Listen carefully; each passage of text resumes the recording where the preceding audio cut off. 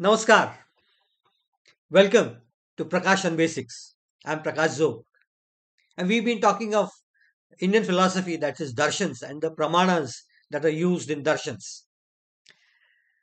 Today, I'll talk on the remaining Pramanas that we have not touched on last time.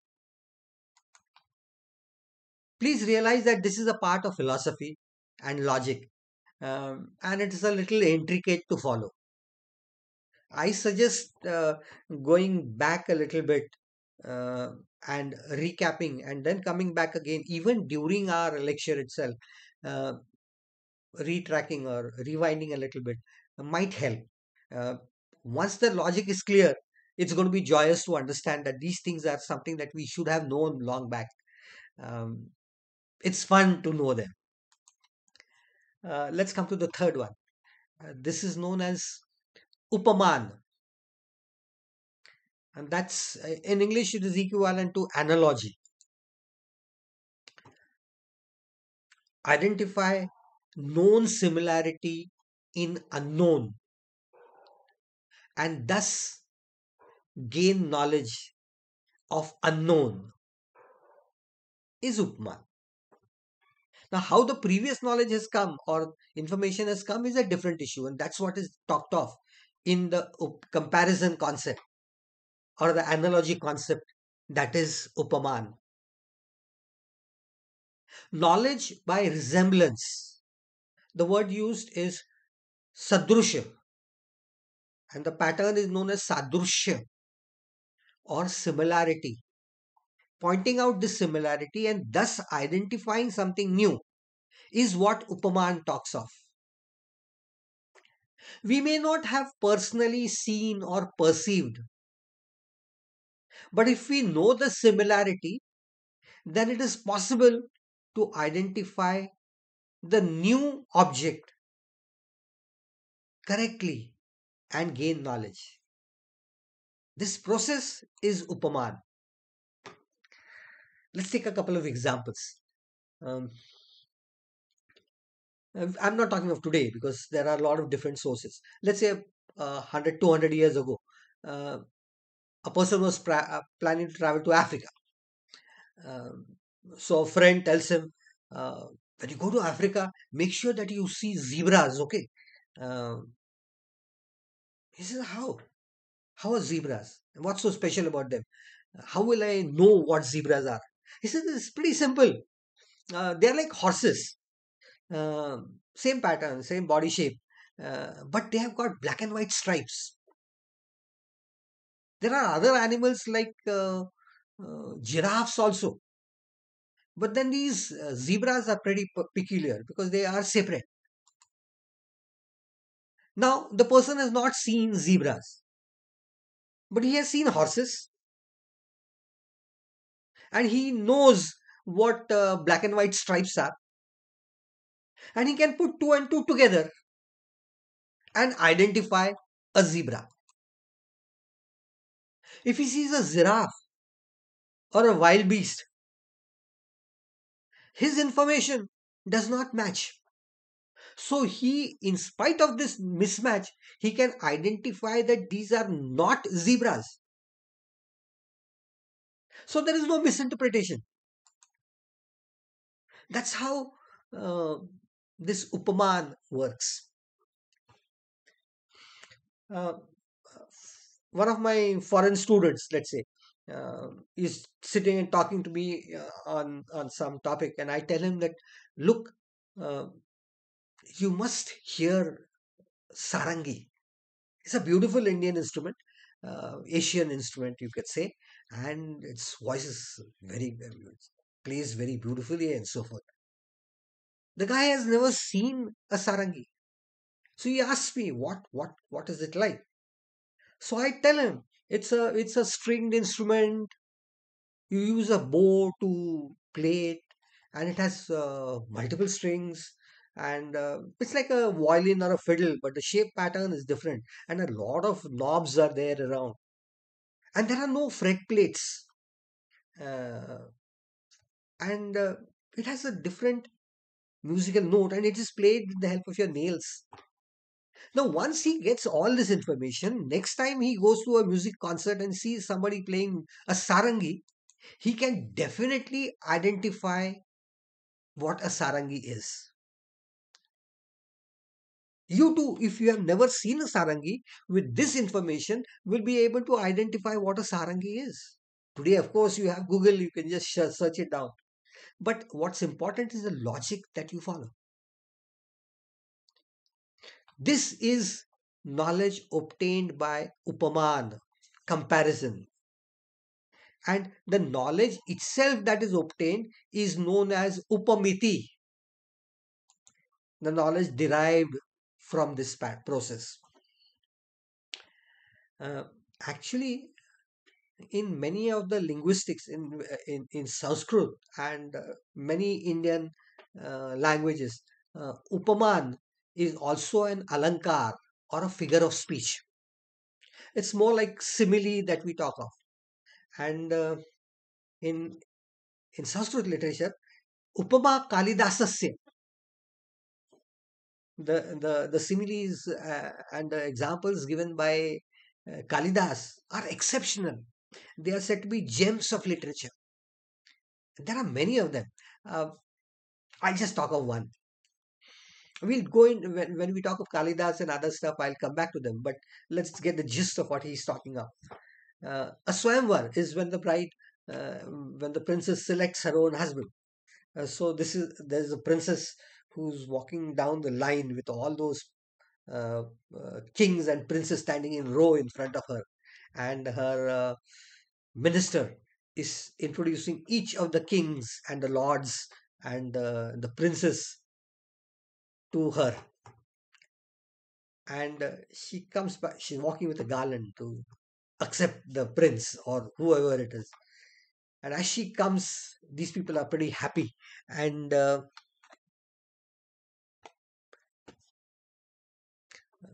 light had reduced, so I was just trying to set it back again. Um, and as she comes back, or rather, as she's walking along, these people are all joyous with expectations. But then she rejects and moves ahead. And so they're all depressed.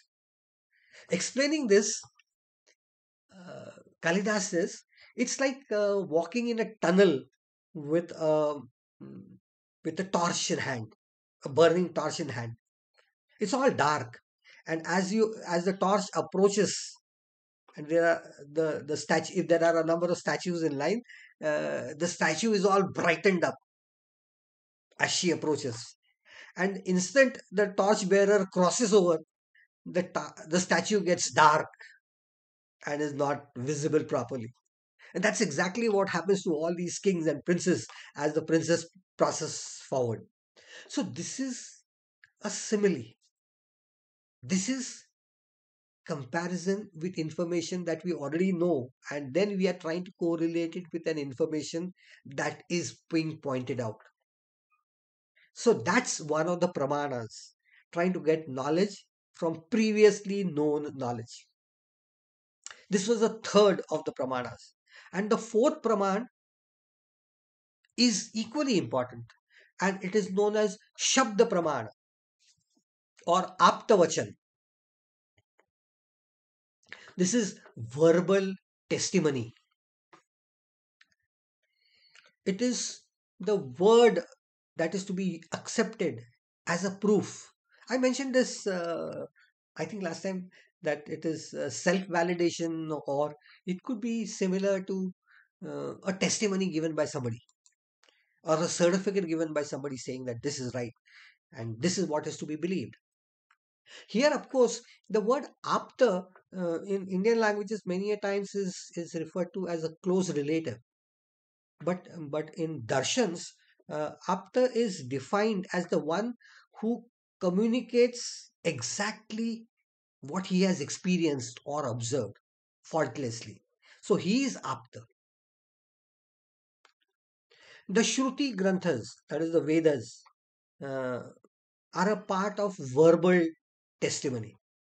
Shabda Praman by the Darshans, which are commonly referred to as the Astic Darshans. Uh, They are referred to as the orthodox type. Uh, the Vedas are taken as ideal true word, and so they are referred to as Veda Praman.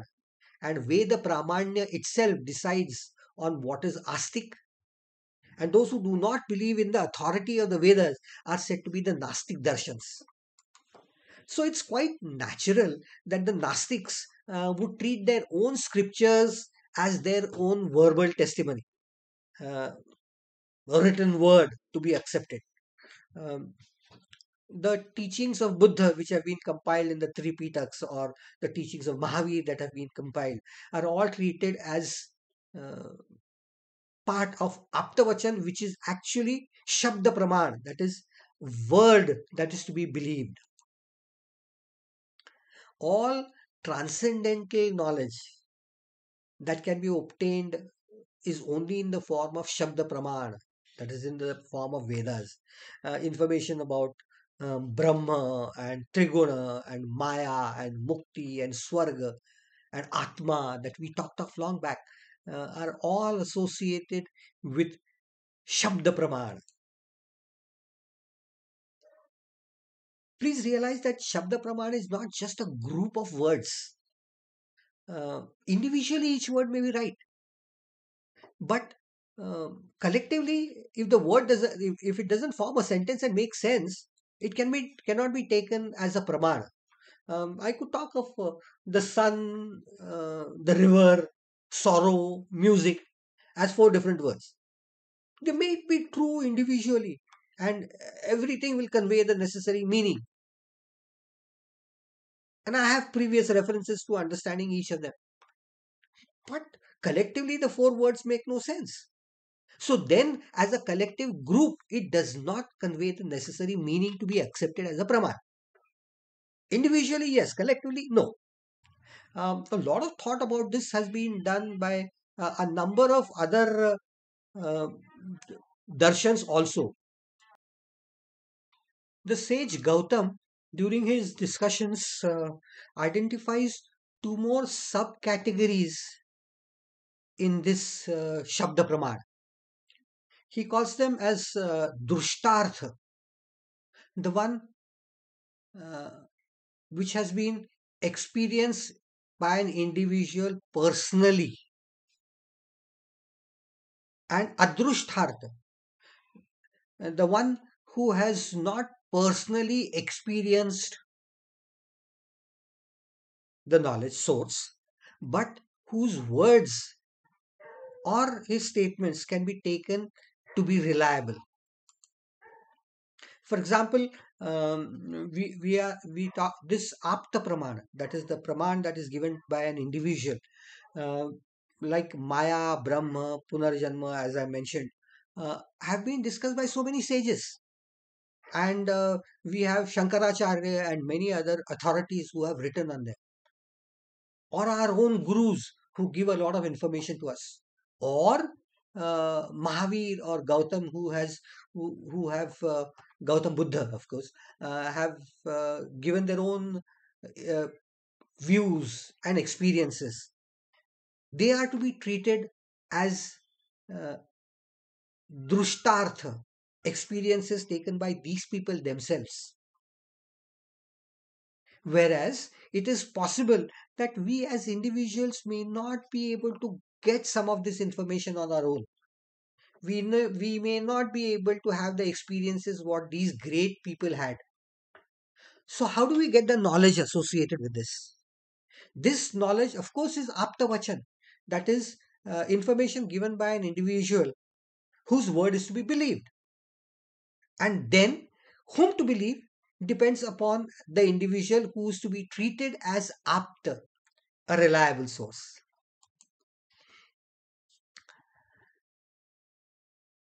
This Shabda Praman has different text available, and uh, we have to rely on the information given in these texts with reference to other sources also. If there is a contradiction between two statements, then we need to make a suitable choice. or have a doubt regarding both of them. Depending upon the type of darshan, the approach could be different in each case. Now, these four pramanas that I talked of, pratyaksha, anuman, upaman, and shabda praman, are the ones that are the most important among the pramanas. There is one more, the fifth one. It is known as arthapatti. That's in English, you could put it down as presumption or postulation. In arthapatti, there seems to be a contradiction of some sort in the observation and the facts that you know of. The logic of trying to explain correctly what is being observed or experienced is to be treated as a pramana, and that is known as arthapatti. Um, there are so many sayings that are attached with this. Uh, if you see rats running around, it is obvious that a cat is not around, because rats running around is not going to be possible when the cat is around. So things of this sort are very simple to realize, and we use them so often. I'll come to the one that is talked of most commonly in all the darshans, and then come to some other. This refers to a person called Devdatt. That's the common name that is used. Let's keep that aside. That's valid even today. Uh, I have a friend, let's say, who says, "Yeah, my weight keeps on increasing, and I see that he is gaining weight." And he says, "I don't eat anything throughout the day, and still I seem to put on weight." Now, eating and putting on weight is a correlation that is known to us. What I see in front of me is a situation where he is not eating anything throughout the day, and still he is gaining weight.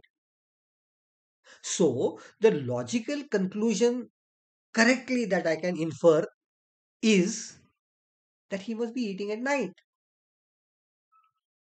And this is what Arthapatti is about.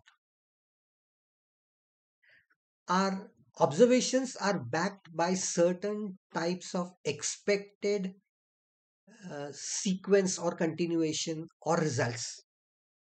If they don't appear as we expect, then we find an alternate possible valid reasoning, that is presumption or arthapatti as it is said.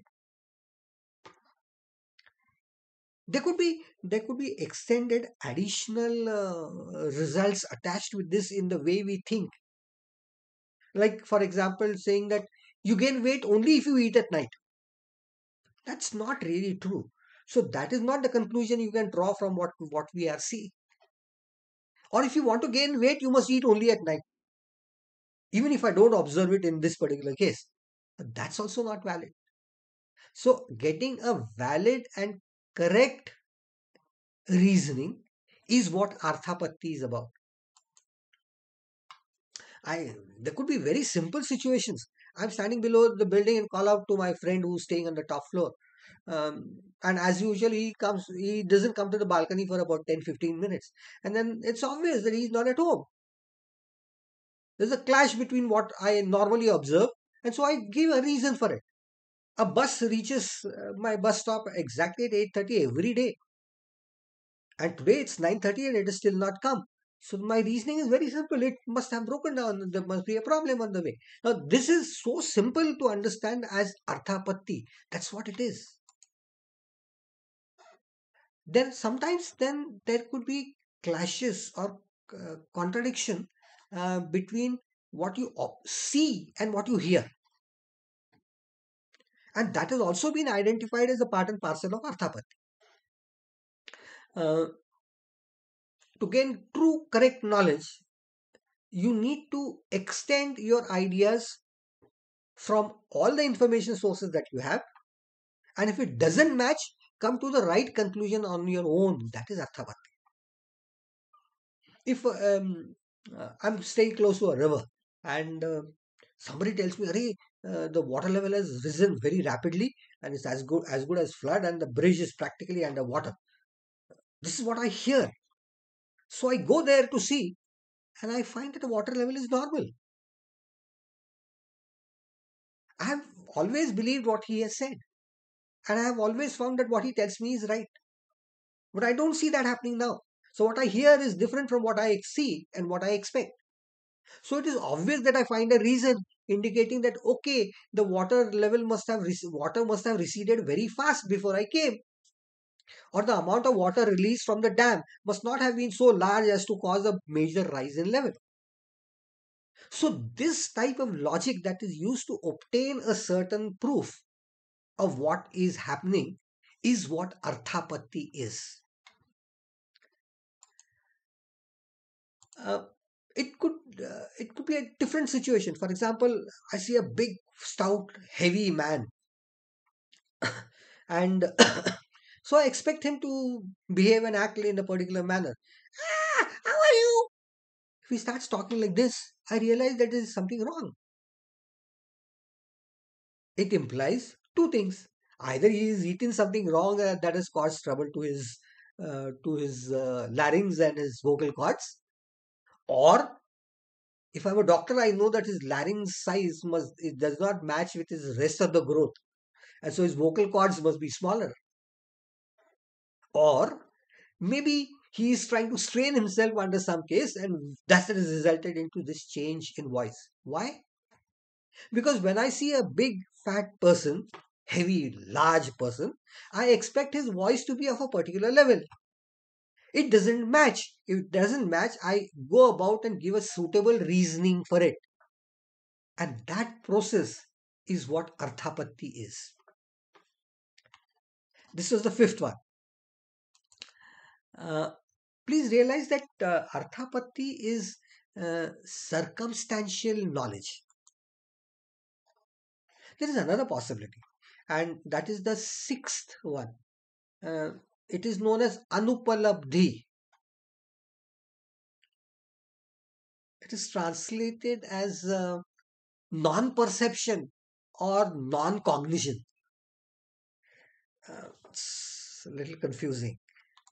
Uh, it is also the word used is abhav or absence, unavailability, and that to some extent makes a little more sense. Absence as a proof of its existence is what it talks of. I don't see an elephant in this room. If there is no elephant in this room, is the original proposition. I don't see an elephant, which means that the elephant is not in the room. I'm already anticipating that there is something known as an elephant and it can exist at different places. And it's missing here, which means that it must be somewhere else. I have a I have a deck of cards and I look at it and come to a conclusion. Oh, the heart queen is missing. Now, this is Anupalabdhi. The absence has given me knowledge, and it pre-assumes that I have a certain amount of knowledge already existing with me, that there are 52 cards in the playing pack of cards, and that the queen is the heart queen is a card, and that is one of the ones that is missing because I find the rest of them to be present. So I get so much of additional information without realizing, and that is Anupalabdhi. There are many situations in which this can happen, but things seem to be a little dicey. So some of the darshans don't accept this abhav or anupalabdhi as one of the factors. Then there is one more that is talked of. These are the six that are there generally in most of the darshans, and there are contradictions to it also that are pointed out by one darshan against the other who believe in these. There are in other texts, in other forms, there are some other uh, pramanas that are talked of. and they are valid not then to a large extent, but today to a greater extent also. For example, there is one that is known as sambhav, that is possibility or probability. So that's something that we have whole statistics that is developed on probability, and there are so many businesses that run on probabilities. Uh, we talked of the atom some time back in my other series of lectures, and we talked of the electron orbiting around, and it has a probability of being in a particular orbit. The greatest chance of an electron being in a particular situation is the probability. That means there is a sambhav or a possibility of the electron existing there. It may not be exactly there because it's not measurable. So that is sambhav. But when you talk of sambhav in darshan, there is an additional aspect that is taken into account. The sambhav that is talked of in darshans assumes certainty in some cases, which is controlled by probability. I have a bundle of 100 rupee notes, and there could be one or two less by chance. But there is a sambhav that at least 80 of them will be there. There is a certainty associated with at least 80 of them. Maybe one or two may be wrong. In fact, in science, Heisenberg's uncertainty principle and other stuff is all associated with this sambhav. There is a particular waveform, or there is a possibility that momentum and position can be determined. Both of them exist on their own, but the possibility is determined because of what we talk of as sambhav, something that was discussed by these sages so many years ago. So it is the logic of how it goes about that is more important. There's one more that is talked of, and this is known as aitihya. When something is accepted to be true on the basis of tradition, then it is known as aitihya. If the house is very old and outside the village, nobody goes there, then it is believed that it could be haunted. And that is aitihya. Whether to treat as a pramana or not is a different issue. But this is another praman that is talked of. Because this is what is being heard. Whenever there is buried treasure, there are snakes around it. We see that in films also. So that's an aitihya type of a pramana. So these are things that we accept to be true on the basis of traditions that we seem to believe. And there could be so many of them, and there could be so many in so many different cultures. So these are the pramanas, the odd ones also. The number of pramanas and the names used for them and their technical definitions are different in each of the darshans, and their number also seems to vary. The Charvaks believe only in one pramana. The Purva Mimamsa believe in six by Kumaril Bhatta and five by Prabhakar Mishra. The Vaisheshiks believe only in two or three, the Protection, the Anuman. The Sankhya and the Yoga believe in three of them. The Vedantins believe in all six of them. Which of them and the details I'll come to and discuss when we come to the individual pramanas. Rather, in the individual darshans, and when we talk of these pramanas in those darshans. Only their number, and these are not numbers that you must know. The Bauddhas and the Vaisheshiks believe only in two of them. The Sankhyas in three. The Nyayas, who are dominantly the ones who have talked of Puramanas, believe only in four of these. And the Mimamsas believe in five and six, and the Vedantins in six, and so forth. Let's keep all that information. It's just something that you must have heard of. What's more important is that these pramanas may not always be something that is accepted uh, by each of the darshans. Every pramana has a problem of its own. Um, for example, the Pratyaksha Praman, which is the one that is believed by most of them, that too has its own problems expressed even in the various philosophies. The Vedantins have when I talked of Maya, remember what I said? Um, you are in a slightly unlit room and you see a rope lying around and you feel that it's a snake. And you might say, oh, I actually saw the snake there. The rope was there. You don't know it was a rope. You believe it to be a snake. So that's a pratyaksha praman which is insignificant, is wrong because the amount of information is not 100% true. And that's what the Charvaks say. The Charvaks say that in many cases the information that you get is not full. And so naturally you can't believe in everything that somebody talks of. There are so many ideas that change with time. Because when we defined what Brahma is knowledge, and Brahma increases and the knowledge also increases, and so they are correlated is something that we discussed long back. Knowledge today is expanding at such a rapid pace, and what we believe to be true past was a pratyaksha pramana then, and is not a pratyaksha praman today. We say that Earth is stationary, and the moon and the sun go around it. The moon, fine. The sun, you say it rises and sets, so obviously it's going around. But we know from a number of variety of some of us believe that it is the sun that is stationary and it is the earth that is going around in orbits like planets. But then the sun itself is not stationary because it's a part and parcel of galaxy and it's moving around in the galaxy itself, and the galaxy itself is not stationary. So nothing is stationary is what we believe in today. So the knowledge has been changing with time. So which pratyaksha praman to believe is something that is to be decided on the situation itself. Because pratyaksha praman may not be complete in a given situation. Um, I talk of a road and say that yes, this is a flat, straight road that goes from here up to there.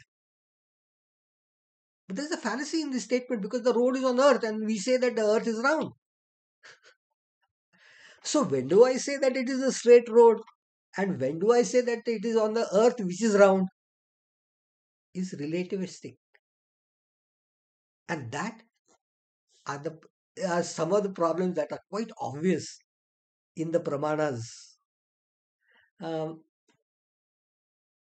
we will talk of some of the drawbacks in some of the Pramanas, even the others also. For example, the Shabda Praman. What do we believe in, and what written word is to be believed? Because the Gnostics don't believe anything that is written in the Vedas, and the Astics, that is the set of six philosophies, three of them totally believe in the Vedas, and some of them, the Gnostics, don't believe in Vedas at all, but they believe their own scriptures. And there are so many other texts, and there could be clashes between the information in one book and the other. So you rely on Aptavachan. That is a word given by an individual, but he may not know everything. So you might feel that he is worth believing, but he may not be. So there are problems in every pramana that is talked of to this some extent or the other.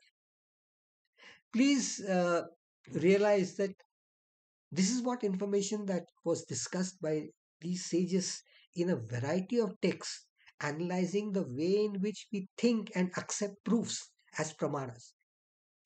In today's world, everything may not be always true. Today, we could talk of Google as a Shabda Pramana that is accepted by all of us because the information has been, all research papers that are published are all authenticated and proofs. Encyclopedias are Shabda Pramanas. So these are all accepted proofs. But then the so-called WhatsApp University gives us a lot of information.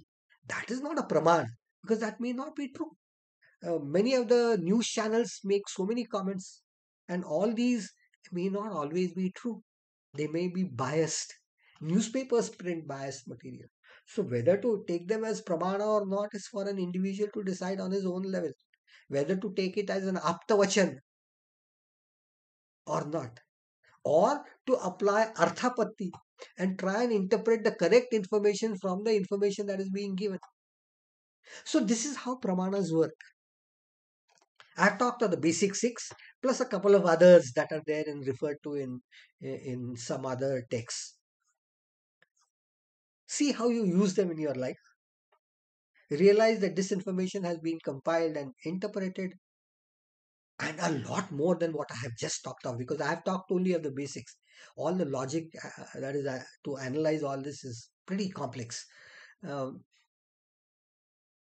Enjoy trying to understand how your thought process goes about. Tell your friends about this. Like and subscribe to this channel. And every time you think of anything logically, think whether it falls under one of these pramanas that we have talked of. Pramanas are just the beginning, are a reference point in the Darshans. We need to talk of the Darshans themselves. And that is something that I will come to next time onwards. So, till we meet again, to go ahead. Namaskar.